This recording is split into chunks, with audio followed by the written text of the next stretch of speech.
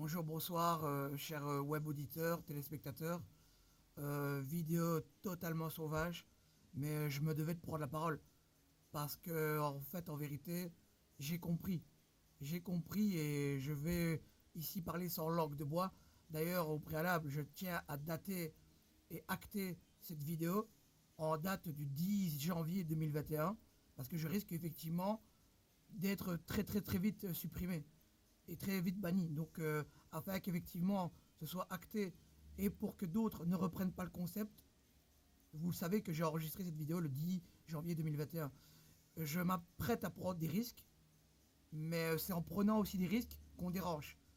Et mes vidéos n'auraient pas de sens si elles ne dérangeraient pas. Je tiens à déranger, que ce soit au niveau du questionnement, au niveau de la psyché humaine, au niveau de l'intellectualité, du bon sens. Je tiens à déranger aussi, mais aussi déranger en face, le pouvoir en face. Et ces gens-là, en fait, qui instaurent par l'intelligentsia et la bien-pensance, la pensée unique. Voilà. En fait, à travers mes vidéos, pour ceux qui me suivent depuis un bon moment, ils le savent. Depuis le premier jour du premier confinement, je regarde des vidéos. Et je regarde des vidéos, pas n'importe quoi, si vous voulez. Déjà, j'ai éteint les écrans avec les médias traditionnels aux heures de grande écoute. Et en fait, j'ai tourné une oreille puis deux envers des sachants, des personnes qui étaient aux prises avec la maladie au quotidien et avec des faits empiriques et factuels. Et ces personnes-là, très vite, sont montées avec une voix dissonante et nous ont dit ce qu'il en était, que c'était pas comme les médias nous le disaient. Et en fait, si vous voulez, à force d'avoir accumulé plein d'heures d'écoute, etc., en écoutant ces sachants-là, je suis venu à une conclusion qui va, selon moi, faire sens et écho aux yeux de tout le monde. Donc une vidéo pas très très très longue pour qu'effectivement, ben, ça parle à tout le monde un maximum et que j'espère que ce soit aussi relayé sur les réseaux sociaux. Donc, je m'en vais commencer cette vidéo, mais avant, je vais quand même reprendre certains points qui me paraissent importants pour en fait que ça fasse une vidéo contenue, pour que ce soit pas en fait une bête vidéo comme ça d'annonce. Pourquoi alors, c'est la question à laquelle j'ai tenté de répondre. Pourquoi a-t-on fermé les bars, les restaurants, les cafés? Pourquoi on a fermé les coiffeurs, les barbiers, les théâtres, les cinémas, même les salles de sport? Tous les endroits, en fait, si vous comprenez bien où je veux en venir, où on peut se retrouver. Et pour moi, il y avait une clé de compréhension manquante qui ne me permettait pas de comprendre vraiment ce qui se passait. Mais vous allez voir, je vais y venir, ce sera le dernier point, le dernier argument, ce sera le plus fort pour moi, mais je vais passer par toute une série d'arguments. Déjà, l'appauvrissement des peuples, pour qu'effectivement, ben, après, secondement, on les endette et soit tenu par la dette. Parce qu'en fait, quand vous êtes tenu par la dette, vous êtes tenu par des crédits, vous êtes tenu de rembourser. Mais or, on va nous dire que on doit rembourser pour un confinement qu'on n'a pas voulu. Et on verra en fait que ce confinement, si vous avez suivi un peu mes vidéos et si vous allez suivre les prochaines vidéos et cette vidéo aussi, on verra que toutes les mesures qui ont été prises pour lutter contre ça, donc les masques, le confinement, les gestes barrières, etc., bon nombre de ces choses-là ne servent à rien. Le gel hydroalcoolique, etc., à outrance, c'est très très mauvais, etc., etc. Donc, en résumé, nous allons payer pour une crise qu'on n'a pas demandé, ok, pour des restrictions qui ont été, on va dire, qui ont mis à mort notre économie sciemment. Ça a été fait limite dans ce but-là, et on va payer pour en fait un confinement qu'on n'a pas demandé. Donc ça, c'est encore une aberration, une énième aberration si vous en aviez besoin. On n'a ni voté ni demandé. Après, le troisième point pour moi qui me semble important, c'est désunir et diviser le peuple. Le fait qu'effectivement chacun se retrouve chez soi confiné, chacun ne puisse pas se retrouver à des endroits, c'est une façon de désunir. Donc on fuit, après, si on suit le raisonnement, c'est en fait faire en sorte que l'individualisme prospère, que chacun en fait se retrouve face à ses problèmes, face à ses crédits, face à ses dépressions, etc., etc., à ses problèmes de couple avec les enfants et tout à gérer soi-même, pour qu'en fait le groupe soit divisé, la division soit en fait le mieux orchestré possible, de manière sciemment voulue, en fait, c'est sciemment fait. Empêcher aussi, après, ça c'est un autre point, empêcher de faire du noir, parce que dans les restaurants, etc., si vous voyez, maintenant, ben, vous pouvez encore un peu faire de noir, malgré qu'il y a les black box, là, vous avez des box où vous introduisez en fait les monnaies de papier ou monnaies pièces, etc., les monnaies physiques, vous les introduisez là-dedans, mais c'est encore des endroits où il y a encore moyen de faire du noir. Donc, c'est une autre réflexion, c'est empêcher de faire du noir aussi. Pourquoi on empêche de faire du noir? Et le Covid, le SARS-CoV-2, etc., le virus et si vous voulez, aussi un instrument pour empêcher de faire du noir, tout ça, ça va justifier quoi? Ça va justifier à terme de venir avec une loi qui va empêcher en fait la transmission de monnaie, les monnaies fiduciaires si vous voulez. Et parce que en fait on va vous dire que pour se prémunir et pour ne pas pour pas se contaminer d'une personne à l'autre, on va vous dire quoi? On va vous dire que on doit enrayer les monnaies fiduciaires, les monnaies de papier et les monnaies physiques si vous voulez, les pièces aussi. Ce qui va avoir pour effet de supprimer le black, parce que tout va se faire virtuellement. Et si tout se fait virtuellement, je vous rappelle que plus de black possible, ok? On va pas se mentir, ça a toujours existé. Si on dit que non, il n'y a pas de black, c'est vraiment hypocrite. Il y a toujours eu du black depuis la nuit des temps. Et aussi, si par exemple un grand-père veut donner de manière généreuse 5, 10, 15, 20 euros à ses petits-enfants, en allant faire un petit retrait ici et là, ben on ne pourra même plus faire ce genre de petites choses. Donc en fait, on va supprimer une liberté euh, euh, financière à tout un chacun, afin effectivement d'avoir un contrôle total sur toutes les activités économiques. Et apparemment, dans un système capitaliste, il me semble que si on contrôle toutes vos dépenses, ben on contrôle votre vie, on sait ce que vous faites, on sait vos centres d'activité, on sait comment vous vous alimentez, on sait ce que vous faites pendant vos vacances, pendant vos jours de congé, pendant le jour où vous travaillez, quelles sont vos activités extra-professionnelles, etc., etc. Donc en fait, c'est une des raisons aussi pour instaurer après la loi qui va supprimer les monnaies fiduciaires, les anciennes monnaies. Et ça, c'est voulu, c'était sur le papier. Et je vous renvoie à Olivier Delamarche, il a clairement fait des interventions qui vont dans ce sens. Et il vous dira lui-même que ça a été sur le papier même avant le Covid. Même avant le Covid, ils avaient déjà ça dans les tiroirs. Donc voilà, réfléchissez à ça. Aussi, pour pas se divertir, on sait très bien que la culture, etc., quand on va dans les théâtres, etc., dans les cinémas, c'est une façon de s'extraire du quotidien. Pour rappel, tout le monde doit travailler 8 heures, etc. Et en fait, dans ces cercles-là, où on se retrouve, c'est les moyens de détente. Si on supprime ça, etc., ça renforce, ce que je disais, l'individualisme, mais aussi ça met dans une dépression plus aiguë les gens, etc. Et chaque individu, se privant de divertissement, ben, devient plus en froid à la démence et la folie, et même la psychose, en fait, si vous voulez. Moi, j'en veux pour preuve un cas de figure qui m'a été rapporté dans mon cercle, qu'effectivement, il y avait une petite amie de copain qui, à force de regarder les médias, est tombée dans la psychose totale. Et en fait, elle a été en psychiatrie 3 mois et puis est retournée une fois. Donc en fait, voilà ce qu'il en est. Quand on vous empêche toutes ces distractions-là, enfin les endroits où vous pouvez vous distraire, vous changer les idées, ben, vous tombez en fait dans les psychoses. Et le piège est là aussi. C'est là, c'est comme je disais dans les commentaires Facebook, ceux qui me suivent sur Facebook le savent déjà, c'est une des facettes du diamant ou une des facettes du Rubik's Cube. Et le Rubik's Cube, si vous voulez, ben, c'est l'une des facettes de compréhension pour saisir vraiment la complexité de la chose dans son ensemble. Voilà ce qu'il en est. Je poursuis. Après ça, c'est aussi pour ne pas se parler entre nous, pour pas que, en fait, les informations, on va dire dissidentes et contre le pouvoir, se sachent. Ils ont retenu la leçon, si vous voulez, de 1789, la Révolution française, et en fait, d'après les recherches que j'ai menées, il se trouve que comment elle est née en fait dans les bars, etc., où vous aviez des pensants, des philosophes, etc., qui descendaient en fait dans les bars et qui prévenaient la populace que effectivement ben, il y avait voilà, la bourgeoisie, l'aristocratie, ben, tout ça en fait c'était il y a quelque chose qui n'allait pas, il y avait parfois de non-sens et en fait, d'oppression, etc. Et en fait, voilà, à force de réveiller, etc., de partager les informations, ben, les peuples savent, etc., s'informent et puis ben, s'organisent. C'est une façon de plus s'organiser. C'est voulu, ça aussi. C'est une des réflexions sur lesquelles il faut méditer là-dessus, c'est que ça a été fait exprès pour pas qu'on se rejoigne, en fait. Après, c'est aussi pour maintenir la peur, si vous voulez.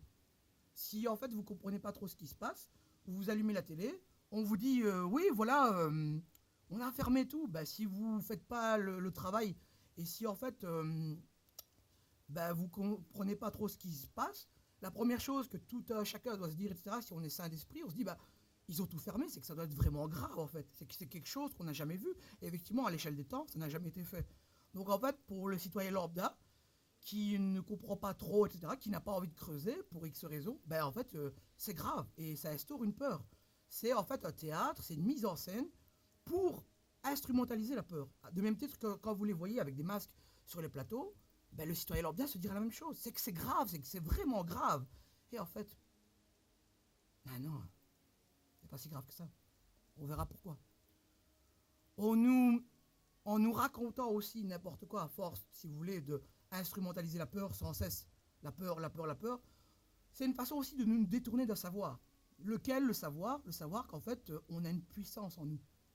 Et j'en veux pour preuve que il y a des exemples qui ont été rapportés notamment par le professeur et docteur, non pas professeur docteur, Christian Talchaleur, je dis bien docteur, etc. Et il disait qu'effectivement on a une sorte de pensée créatrice. Ça veut dire que quand vous êtes en proie avec, on va dire, un conflit intérieur, une pathologie, n'importe quoi, un virus, bactérie, appelez-le comme vous voulez, un parasite, ben en fait, même si vous avez eu un accident, vous n'avez plus qu'un membre qui fonctionne, vous devez vous réjouir que ce membre-là fonctionne encore pour recouvrer, si vous voulez, la motricité des autres membres. Donc en fait, la pensée créatrice existe. C'est une des façons de nous détourner en fait de notre savoir et de notre puissance intérieure, mais aussi pour nous détourner d'où on vient, pour nous faire oublier en fait que effectivement, à l'échelle de l'évolution du singe à l'homme, ce sont les virus qui nous ont créés. Ce sont les virus qui ont fait, en fait, si vous voulez, on est les meilleurs résidus d'accouplement entre virus et bactéries. D'ailleurs, j'en veux pour preuve qu'on a plus de bactéries et de virus en nous qu'autre chose, que de cellules. Donc, en fait, on nous a fait oublier ça. Et on nous a fait oublier ça à un tel point qu'on nous a dit que ben, le prochain virus, c'est le virus, en fait, qui sera auteur de notre destruction. Or, il en est rien. Or, il en est rien. On a un système immunitaire qui retient en mémoire, si vous voulez, tous les virus et les pathologies qu'on a contractées. Et dès qu'en fait, il y a une de ces maladies ou pathologies qui rentre dans notre corps, le système immunitaire, si vous voulez, c'est comme un disque dur, il a tout en mémoire, et dès qu'il y a quelque chose qui ressemble à ce qu'il a déjà eu dans le passé, ben, il le combat. Et directement, il se passe quelque chose. Il se passe que votre système immunitaire vous défend.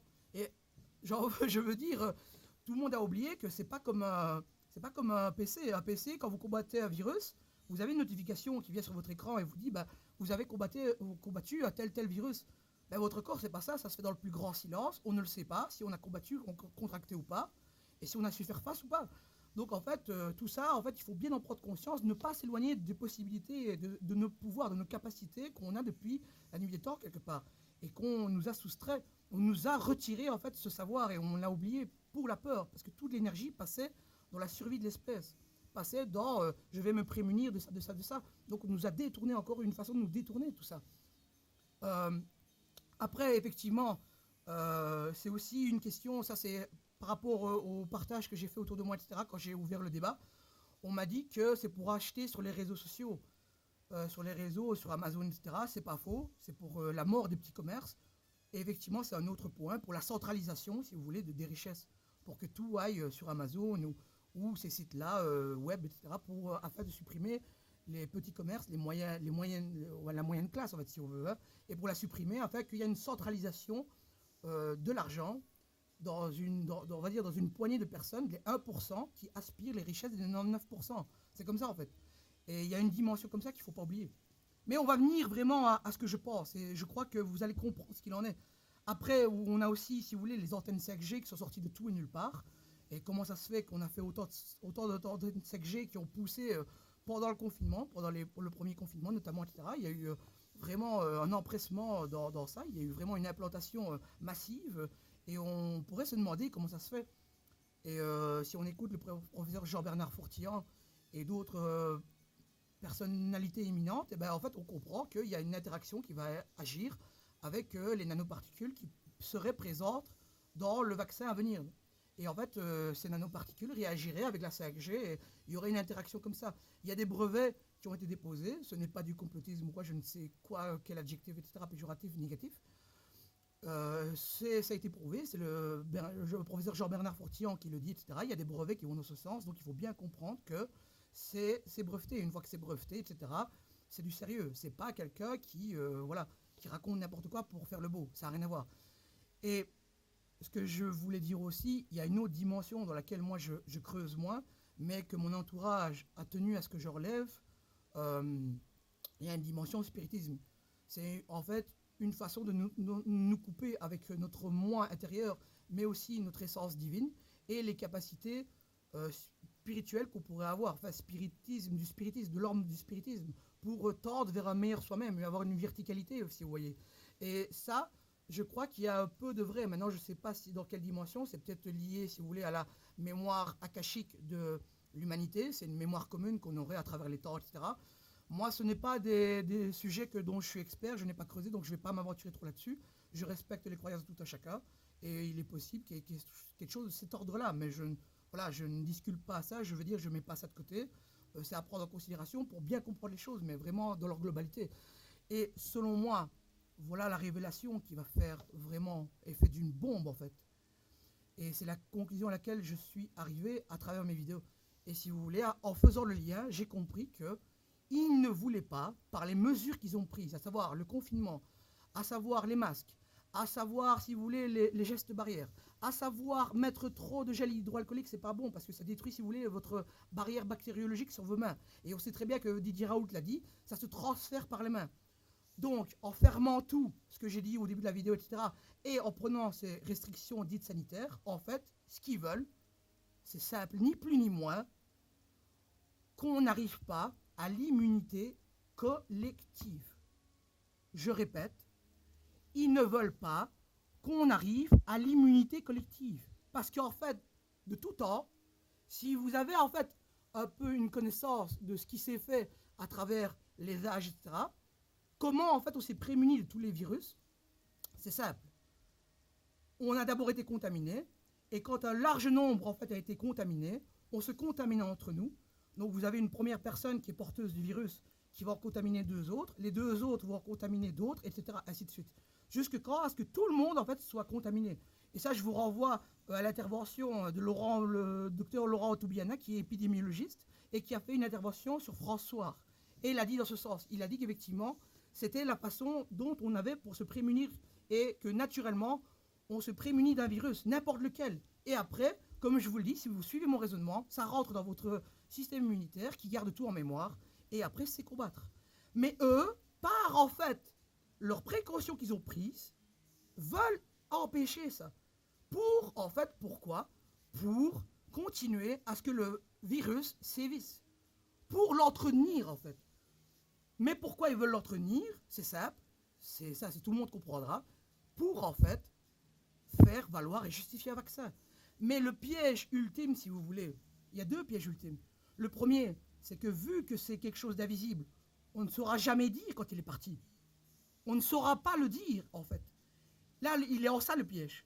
Donc ça peut continuer à vitam aeternam, ça peut justifier des confinements, ça peut justifier commencer des couvre-feux, etc. Tout ça, ça peut se justifier. Et effectivement, ils peuvent durer pendant 5-6 ans. Parce qu'à l'œil nu, ça ne se sait pas. Ça se fait, je vais même vous dire quelque chose. On est déjà dans une phase d'immunité collective avancée, mais qu'on ne le sait même pas. Encore une fois, ce n'est pas comme si c'était, je veux dire, un antivirus sur un ordinateur avec des affichages qui nous disent que quand ça a été combattu ou pas. Donc vous voyez où je veux en venir. Il est question de cet ordre-là, quelque chose de cet ordre-là. Et aussi, je veux dire, le plan parfait, hein, c'est qu'on vous dit que c'est pour votre santé qu'on vous fait imposer tout ça, mais en fait, c'est tout le contraire. Et moi, en fait, si vous voulez, je suis un peu admiratif, si vous voulez, parce que ça me donne de la matière à réfléchir, et c'est comme ça qu'en fait, à force de réflexion, que je m'investis pour mes vidéos, etc., ça m'amène à, si vous voulez, à plus penser, à étendre mes réflexions et à sortir en dehors du bocal. Et ça, si vous voulez, c'était la clé de compréhension qui m'a permis, si vous voulez, de comprendre en fait le tout et comprendre le plan qui est en train de se jouer.